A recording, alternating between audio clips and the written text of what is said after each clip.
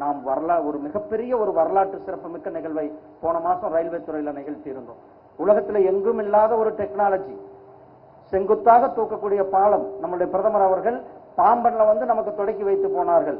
ஒரே நேரத்துல கீழே கப்பல் போகும், அதே நேரத்துல அந்த பாலத்தை தூக்குனா ரயில், அந்த பாலத்தை இறக்கி விட்டா ரயிலும் போகும். அப்படிப்பட்ட ஒரு மிகப்பெரிய ஒரு டெக்னாலஜி ரயில்வே துறையில நாம் சாதித்திருக்கிறோம்.